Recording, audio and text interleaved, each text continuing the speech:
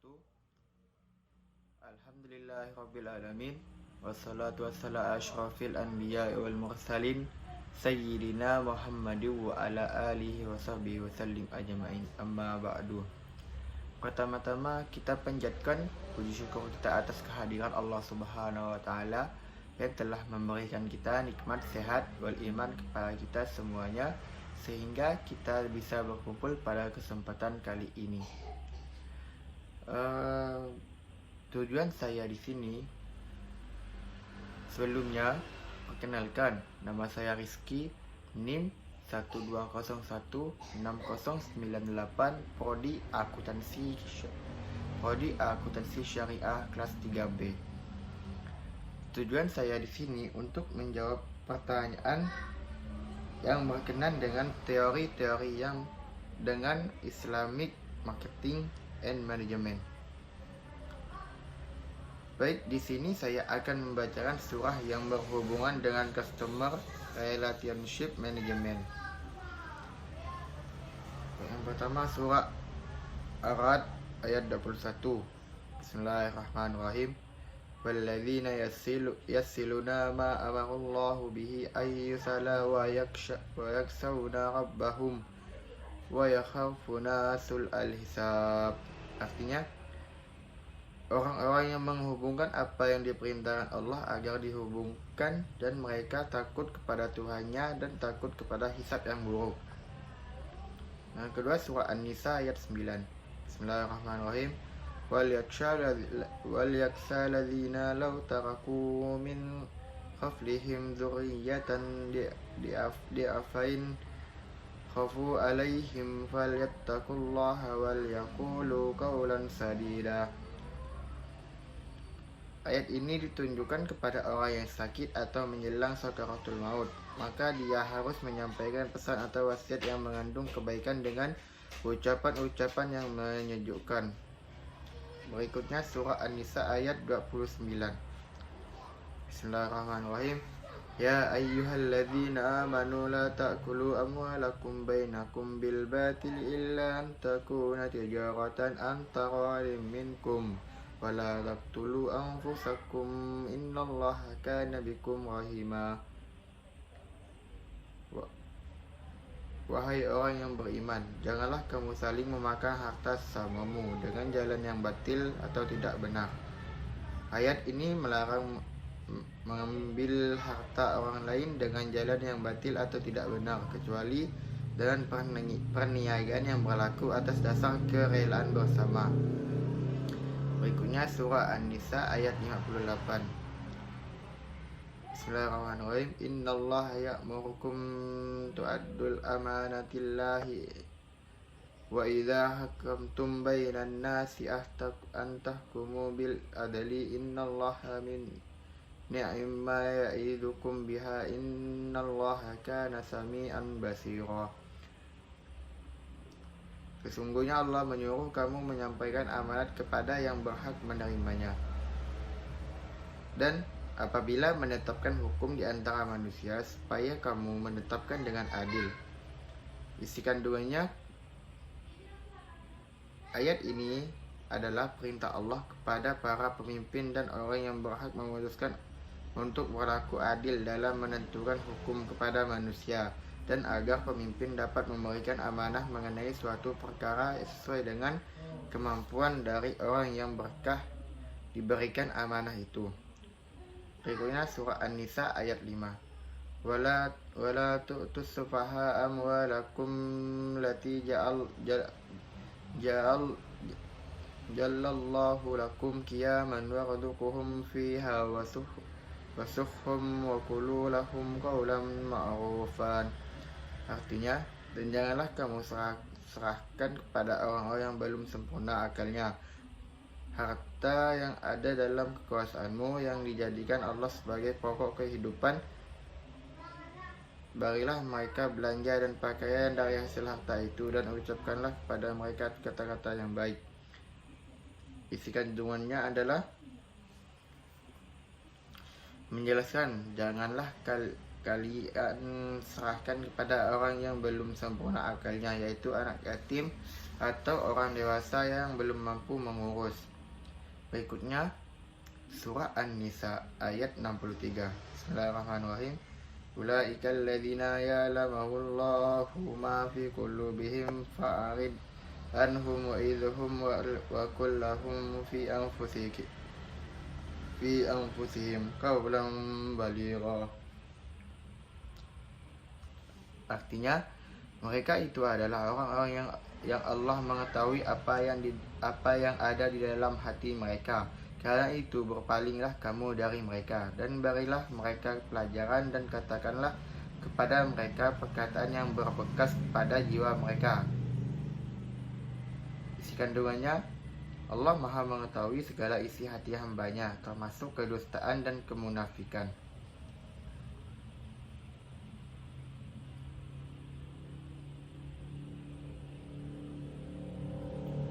Tentunya konsep CRM tidak lepas dari konsep relationship marketing.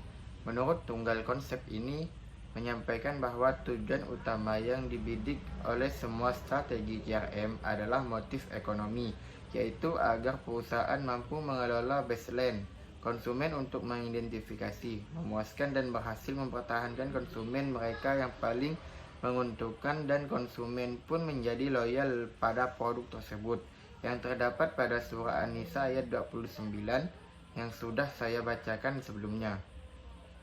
Manfaat dan fungsi CRM adalah mendorong loyalitas pelanggan, mengurangi biaya, meningkatkan efisiensi operasional, peningkatan time to market, peningkatan pendapatan. Fungsinya adalah mengidentifikasi faktor-faktor yang penting bagi pelanggan, mengusung filsafah customer oriented atau customer centric, mengadopsi pengukuran berdasarkan sudut pandang pelanggan, membangun proses ujung ke ujung dalam melayani pelanggan, menyediakan dukungan pelanggan yang sempurna, menangani keluhan atau komplain pelanggan, mencatat dan mengikuti semua aspek dalam penjualan, dan membuat informasi holistik tentang informasi layanan dalam penjualan dari pelanggan. Dimensi CRM. Identifikasi pelanggan, di mana perusahaan harus bisa mengidentifikasi pelanggan agar bisa diperlukan sesuai dengan yang diharapkan dan juga bisa menjadi ikatan yang saling menguntungkan. Yang kedua, membangun daya tarik terhadap pelanggan. Hal ini dapat berbentuk bagaimana cara perusahaan dalam memberikan suguhan keunggulan perusahaan sehingga pelanggan atau calon konsumen tertarik untuk datang dan tertarik dengan produk yang ditawarkan. Yang ketiga, mempertahankan pelanggan yang ada. Pelanggan yang sudah menjadi bagian dari perusahaan maka perlu dijaga baik hubungannya dengan memberikan fasilitas dan juga daya tarik tersendiri agar pelanggan tetap memilih produk perusahaan meskipun banyak saingan di luar perusahaan. Yang keempat, pengembangan pelanggan. Maksudnya memfasilitasi pelanggan yang bisa memberikan konsumen baru di perusahaan dan juga bisa berbentuk ajakan tawaran yang dilakukan pelanggan sendiri ke orang lain di sekitarnya. Faktor pribadi, cara mengumpulkan dan mengelompokkan kekonsistenan reaksi seorang individu terhadap situasi yang sedang terjadi. Perilaku seseorang dalam membeli sesuatu juga dipengaruhi oleh faktor-faktor kepribadian dari konsumen yang bersangkutan. Contohnya, pada saat membeli kosmetik, banyak brand kosmetik yang mempunyai merek dan kualitas berbeda-beda di setiap orang. Misalnya, saya lebih suka dengan produk makeover karena produk ini bagus dari ketahanan make up di muka hingga tekstur lebih natural. Sikap konsumen mempengaruhi perilaku konsumen dalam membeli suatu produk. Yang pertama, faktor kebutuhan. Kegiatan konsumsi pada dasarnya dilakukan konsumen untuk memenuhi kebutuhan hidupnya. Oleh karena itu, konsumen memiliki kecenderungan untuk membeli produk yang sedang ia butuhkan saat itu, terlepas dari produk tersebut termasuk kebutuhan primer atau kebutuhan rutin atau tidak. Contoh, dalam membeli produk yang mana saya melihat dari faktor kebutuhan dari ketika pergi ke minimarket, saya cenderung membeli teh kotak atau kopi karena dari segi kebutuhan hal itu yang menjadi penting. Faktor lingkungan. Lingkungan pun juga sangat mempengaruhi terhadap pola perilaku konsumen. Hal ini disebabkan gaya hidup yang menjadi ciri khas suatu lingkungan menciptakan skala gengsi yang membuat konsumen memiliki banyak pertimbangan dalam membeli suatu produk. Contoh, pernah suatu ketika saat pergi makan ke tempat makan. Yang ketiga, faktor kualitas produk. Kualitas produk akan berpengaruh pada pengalaman saat menggunakan produk tersebut. Jika konsumen mendapatkan pengalaman menyenangkan saat memakai suatu produk, kemungkinan besar ia akan melakukan pembelian ulang terhadap produk tersebut. Yang keempat, faktor harga. Faktor harga juga merupakan pertimbangan signifikan dalam suatu produk. Harga produk yang terjangkau akan menjangkau lebih banyak konsumen dari berbagai lapisan masyarakat dibanding produk yang harganya mahal. Berikutnya, faktor promosi. Promosi sangat berperan dalam menjaring lebih banyak konsumen. Jika strategi promosinya bagus, bahkan mampu menghipnotis masyarakat, besar kemungkinan produk yang dipromosikan akan laku keras. Contoh, kasus perilaku konsumen. Proses pengambilan keputusan oleh konsumen terhadap pembelian industri telekomunikasi seiring dengan makin pesatnya perkembangan teknologi informasi saat ini, penggunaan handphone atau HP dalam kehidupan sehari-hari semakin penting. Handphone saat ini bukanlah kebutuhan tersier, tapi seperti sudah menjadi kebutuhan sekunder masyarakat. Alasannya bisa bermacam-macam. Untuk HP, pergantian dilakukan karena alasan hilang atau sekedar ingin mengganti model baru agar bisa dikatakan canggih. Sedangkan pergantian nomor bisa karena ingin sekedar menelpon lebih hemat, mengingat di beberapa outlet penjualan harga nomor perdana lebih murah dibandingkan harga isi ulang untuk nilai pulsa yang sama. Perilaku konsumen di industri telekomunikasi ini memang menarik untuk dipahami, karena industri ini memiliki nilai pasar yang sangat besar. Proses keputusan pembelian merupakan proses di mana konsumen melewati 5 tahap, yaitu pengenalan masalah, pencarian informasi, evaluasi alternatif, keputusan pembelian, dan perilaku pasca pembelian, yang dimulai jauh sebelum pembelian aktual dilakukan dengan memiliki dampak yang lama setelah itu. Yang pertama, pengenalan masalah atau kebutuhan.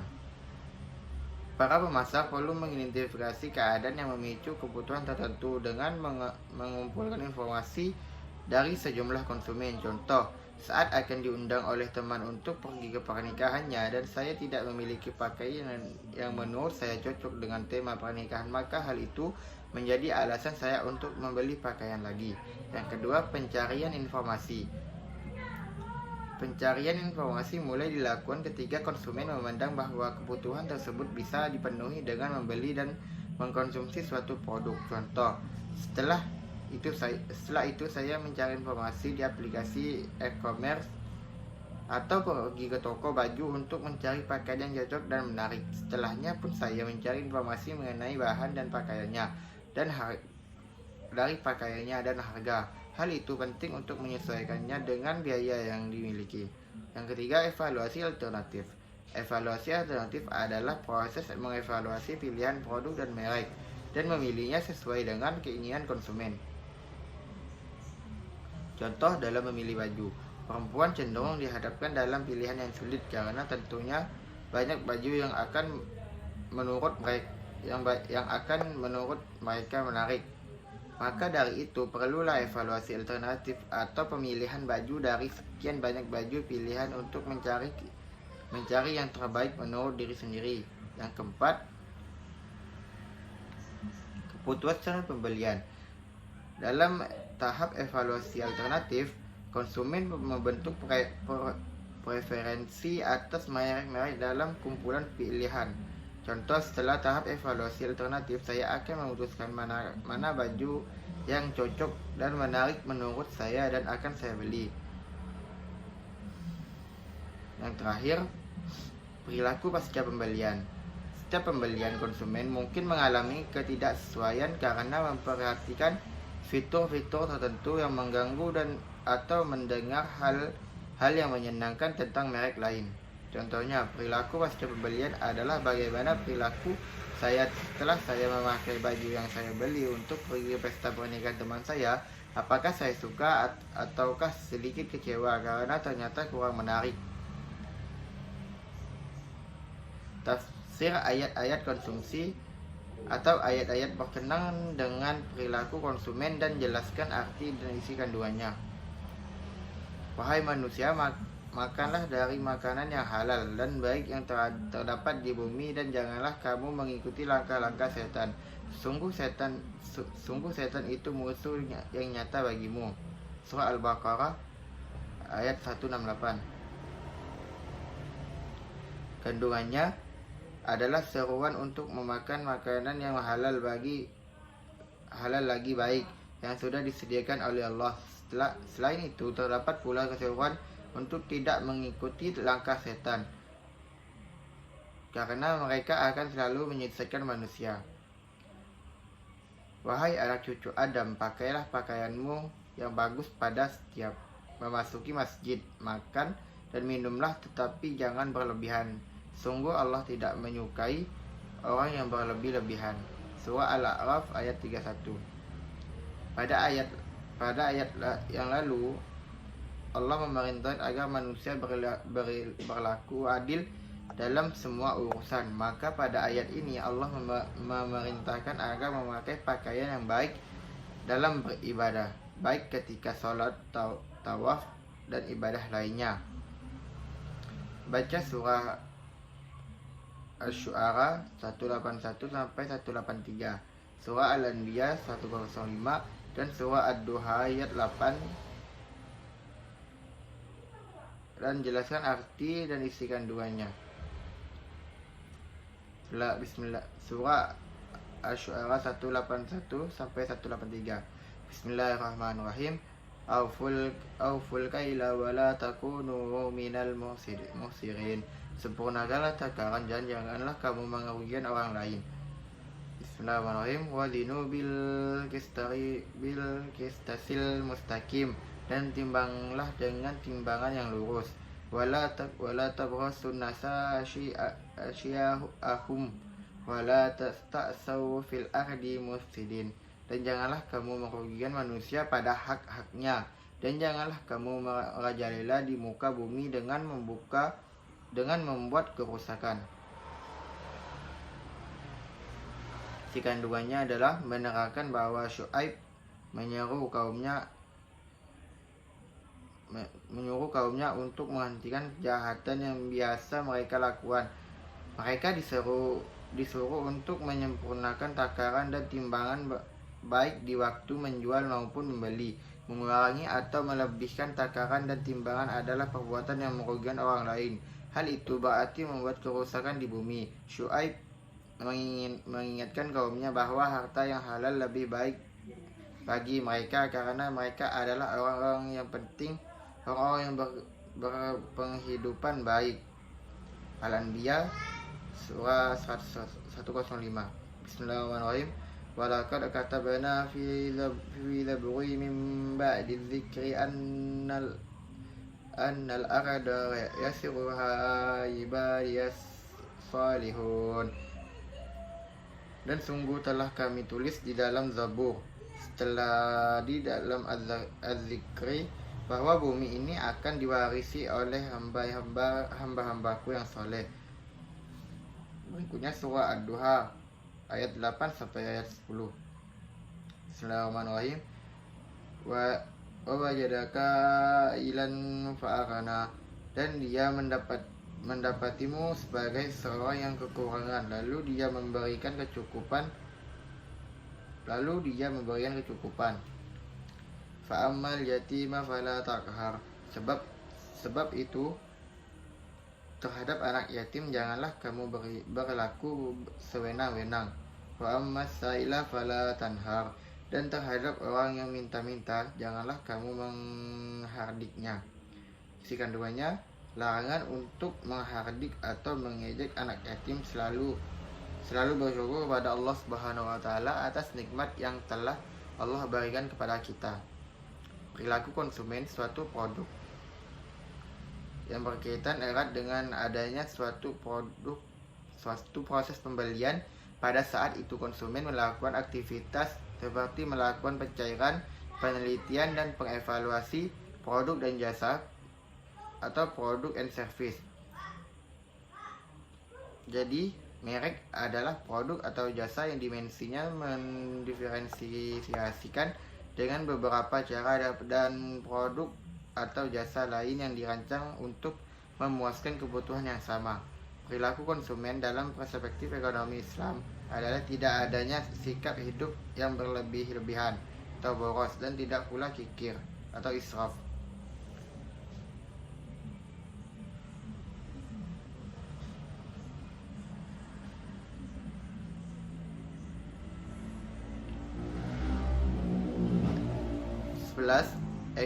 Ekuitas merek yang tinggi memberikan sejumlah keunggulan kompetitif. Sebutkan dan jelaskan sejumlah keunggulan kompetitif yang dimaksud. Yang pertama, perusahaan akan menikmati perusahaan biaya pemasaran karena tingkat kesadaran konsumen dan loyalitas konsumen yang tinggi. Yang kedua, perusahaan akan memiliki luasan yang dagang dalam berunding dengan cara distributor dan pengecer karena ada maksud untuk menjual merek tersebut. Yang ketiga, perusahaan dapat mematok harga yang lebih tinggi dibanding para pesaing karena merek itu mempunyai mutu yang tinggi. Yang keempat, perusahaan dapat dengan mudah meluncurkan perluasan merek karena nama merek mempunyai kredibilitas yang tinggi. Yang kelima, merek menawarkan perlindungan kepada perusahaan melawan kompetisi harga yang alot. Nomor 12, pada dasarnya pemberian nama atau merek adalah sangat penting. Coba sebutkan dan baca beserta arti dan isi kandungannya ayat Al-Quran yang mendukung pernyataan ini. Bismillahirrahmanirrahim. Surah Al-A'raf 180. Walillahi asma'ul husna fad'uhu biha وَذَرُوا الَّذِي يُلْحِدُونَ فِي أَسْمَائِهِ سَيُجْزَوْنَ مَا كَانُوا يَعْمَلُونَ. Artinya, hanya milik Allah Asmaul Husna, maka bermohonlah kepadanya dengan menyebut Asmaul Husna itu, dan tinggalkanlah orang-orang yang menyimpang dari kebenaran dalam menyebut nama-namanya. Isi kandungannya, dijelaskan bahwa Allah memiliki nama-nama yang paling baik yang menunjukkan kesempurnaan atau keagungannya. Berikutnya surah Al-Baqarah ayat 31. Bismillahirrahmanirrahim. Wa 'allama Adamal asma'a kullaha summa aradahum 'alal malaikati fa kala ambiuni bi asma'i haula'i in kuntum shadiqin. Dan dia mengajarkan kepada Adam dan nama-nama benda seluruhnya, kemudian mengemukakan kepada para malaikat, lalu berfirman, sebutkanlah kepadaku nama benda-benda itu jika kamu memang benar orang-orang yang benar. Berikutnya nomor 13, sebutkan dan jelaskan faktor-faktor yang mempengaruhi pembelian konsumen. Yang pertama, faktor kebudayaan. Kebudayaan adalah faktor penentu keinginan dan perilaku seorang yang paling mendasar. Setiap budaya mempunyai kelompok-kelompok sub-budaya lebih kecil yang merupakan identifikasi dan sosialisasi. yang khas untuk perilaku anggotanya. Yang kedua, faktor sosial. Faktor ini meliputi keluarga, kelompok referensi, status, peranan sosial, dan gaya hidup. Faktor-faktor individu. Faktor ini meliputi yang pertama, motivasi. 50 motif yang ada pada seorang yang akan mewujudkan tingkah laku yang diarahkan pada tujuan untuk mencapai sasaran kepuasan.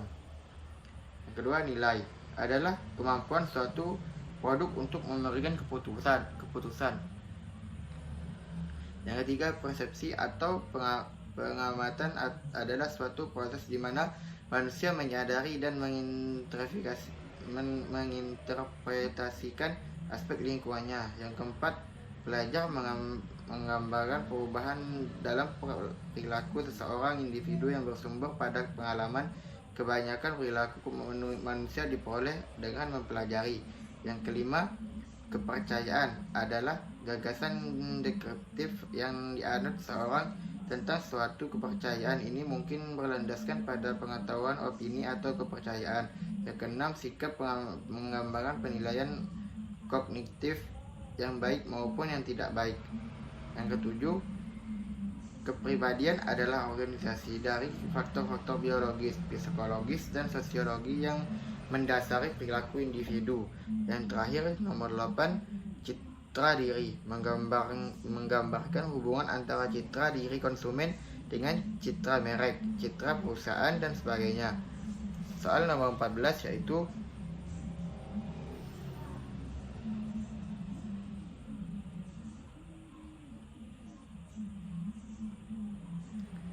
yang dibahas yaitu tahap-tahap pengambilan keputusan dalam pembelian.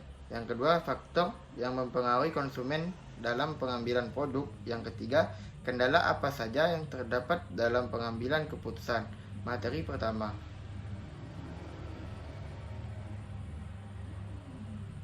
tahap-tahap pengambilan keputusan dalam pembelian. Citra merek atau brand image. Merek menjadi tanda pengenal bagi penjual atau membuat suatu produk. Merek juga bisa menjadi alat pertimbangan konsumen dalam melakukan proses pembelian dan kualitas produk. Merek sangat berpengaruh dalam keputusan pembelian, mengetahui hidup mewah atau sederhana. Yang kedua, kualitas. Produk pencapaian kualitas. Perusahaan membutuhkan beberapa kebutuhan untuk merumuskan kebijakan kualitas produk seperti fungsi barang. Seorang konsumen akan setia apabila kegunaannya akan memberikan suatu kepuasan tersendiri bagi konsumen tersebut. Materi kedua, faktor mempengaruhi konsumen dalam pengambilan produk. Beberapa faktor, ada 6 yang mempengaruhi konsumen. Yang pertama, harga itu sendiri. Yang kedua, kualitas barang. Yang ketiga, harga barang pengganti. Yang keempat, pendapatan. Yang kelima, selera konsumen. Dan yang keenam, merek. Materi ketiga, kendala apa saja yang terdapat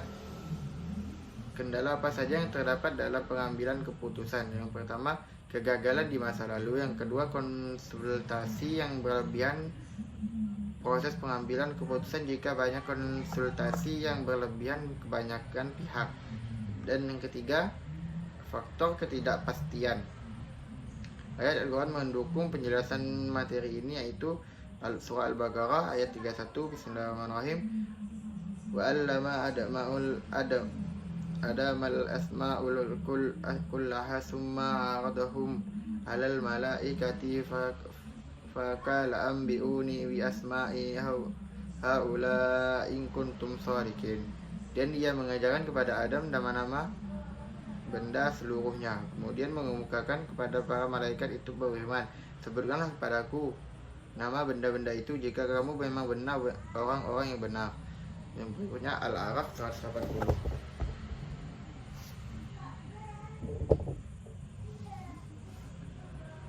Bismillahirrahmanirrahim.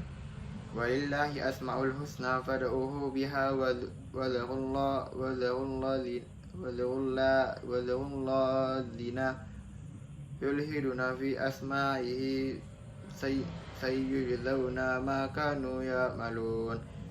Artinya, hanya milik Allah Asmaul Husna, maka bermohonlah kepada dengan menyebut Asmaul Husna itu, dan tinggalkanlah orang-orang yang menyimpang dari kebenaran dalam menyebut nama-namanya. Nanti mereka akan mendapat balasan terhadap apa yang telah mereka kerjakan. Isi kandungannya adalah dijelaskan bahwa Allah memiliki nama-nama yang paling baik yang menunjukkan kesempurnaan, keagungannya, dan tiap-tiap namanya adalah baik. Maka mintalah kepadanya dengan nama-namanya apa yang kalian kehendaki. Baik, sekian dari penjelasan saya. Kurang lebihnya saya mohon maaf. Wassalamualaikum warahmatullahi wabarakatuh.